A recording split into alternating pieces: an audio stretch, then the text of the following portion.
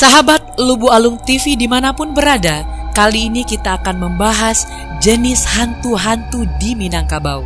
Di ranah Minang juga terkenal beberapa hantu yang perlu sahabat Lubu Alung TV kenal. Hantu sejatinya ialah makhluk yang tidak kasat mata, sehingga tidak semua orang bisa melihatnya. Kata hantu menurut Kamus Besar Bahasa Indonesia adalah roh jahat yang dianggap terdapat di tempat-tempat tertentu. Melihat sosok hantu dianggap sebuah kesialan oleh kebanyakan orang. Ingatan kita sudah pernah melihat hantu membuat seseorang trauma, sehingga tingkat ilusi seseorang yang sudah pernah melihat hantu lebih tinggi daripada orang-orang yang belum pernah melihat hantu. Pada dasarnya, hantu terdiri dari berbagai macam jenis. Ada jenis hantu yang melegenda dan ada juga jenis hantu yang diingat sambil lalu saja. Sisi supranatural metafisika sepertinya tidak bisa dilepaskan dari kehidupan manusia. Meski peradaban sudah semakin maju, tetap saja ada yang percaya dengan adanya kehidupan dari dimensi lain. Kepercayaan tentang adanya hantu dengan beragam versi masing-masing. Berbagai bangsa di dunia punya cara tersendiri dalam menggambarkan sosok yang gaib ini. Di Indonesia sendiri, dikutip dari Liputan 6, terdapat 40 jenis hantu yang melegenda di Nusantara. Wow, ternyata banyak juga sahabat Lubu Alung TV. Demikian juga di Minangkabau, ada beberapa jenis-jenis hantu yang sudah melegenda. Diyakini ada dan mampu memberikan efek kepada orang-orang yang bertemu dengan makhluk astral tersebut. Apa sajakah hantu-hantu yang ada di Minangkabau? Yuk kita tonton bersama. Tetapi sebelumnya, jangan lupa like, subscribe, dan share. Apa yang kamu tahu, yang lain juga harus tahu. Hantu Aru-Aru.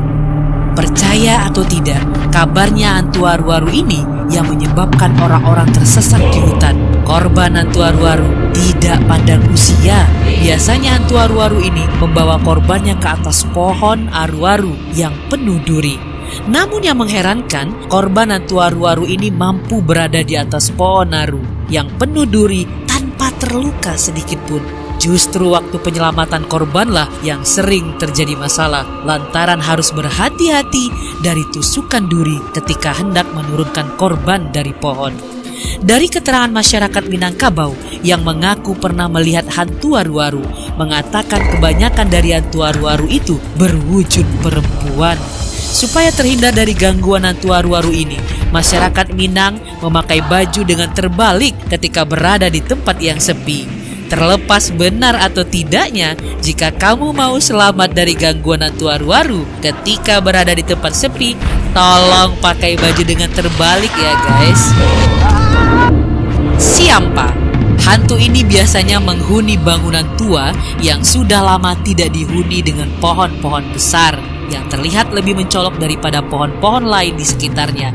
Siampa ini bersosok hitam, tinggi besar, dan memiliki dua mata yang berwarna merah. Menurut ceritanya, hantu ini suka mengganggu manusia dengan mencekik atau menindih pada saat sedang tidur.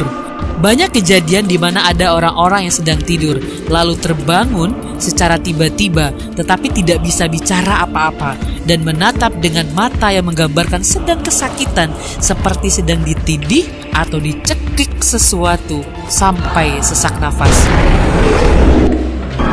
Hantu Suluh. Hantu suluh adalah hantu yang tinggal atau bersemayam di perbukitan atau di rumput-rumput bambu. Hantu suluh ini berwujud seperti api dan biasanya jumlahnya sangat banyak dan muncul sesaat setelah azan maghrib berkumandang. Hantu ini dikabarkan merupakan perwujudan dari santet yang dikirim oleh dukun-dukun yang punya niat jahat kepada orang lain. Dan katanya api-api melayang ini akan hilang jika ada orang yang melihatnya. Nah, mengerikan bukan?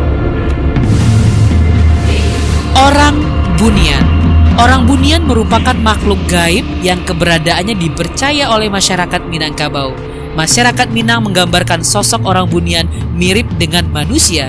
Hanya saja orang Bunian lebih kecil daripada manusia biasanya. Menurut cerita masyarakat Minang, orang Bunian tinggal di perbukitan, tempat-tempat sepi, di rumah-rumah kosong yang telah lama ditinggal oleh penghuninya.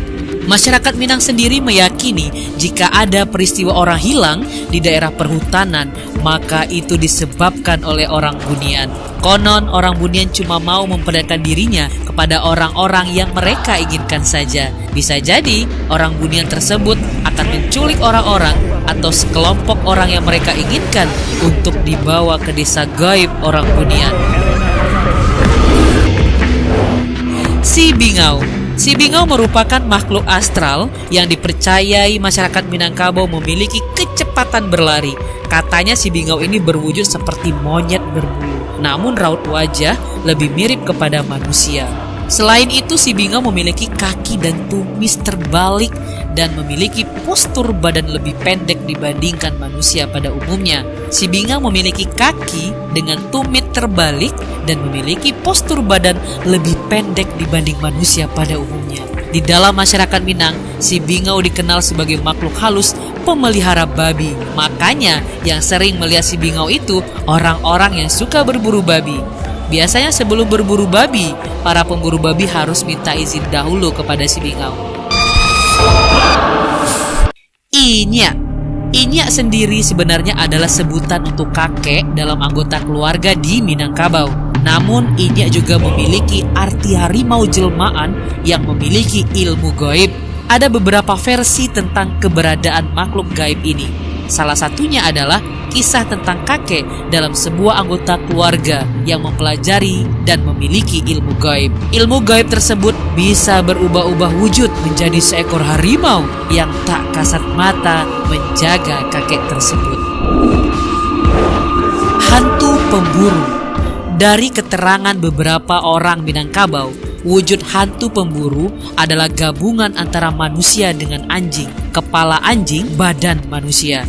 Hantu pemburu memiliki 3 kepala yang masing-masing kepala mengeluarkan suara yang berbeda-beda.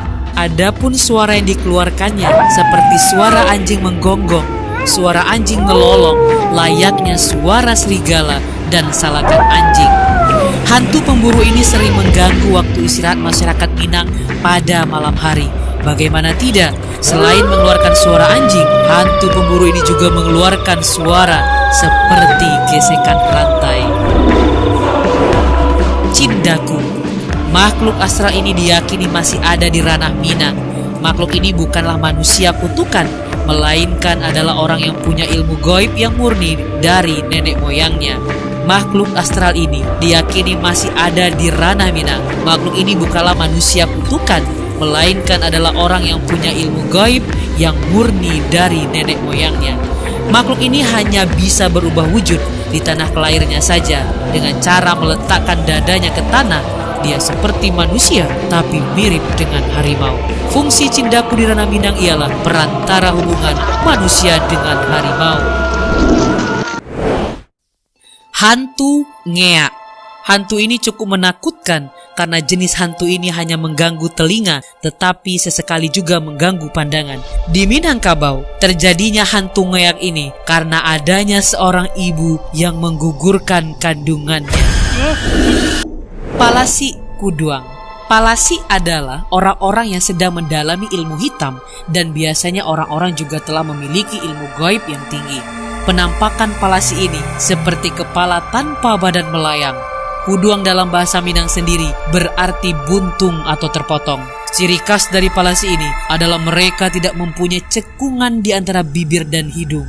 Jika mereka bertemu dengan anak balita yang sedang digendong ibunya, maka mereka akan berusaha untuk menghiburnya. Hal ini dilakukan untuk menyerang balita tersebut dan mencari tumbal bayi dengan kepala melayang dan tubuhnya tetap berada di rumahnya. Konon untuk mengembalikan badan balita yang semula gemuk, masyarakat Minang harus dibuatkan gelang besi penangkar palasi Kuduang tersebut.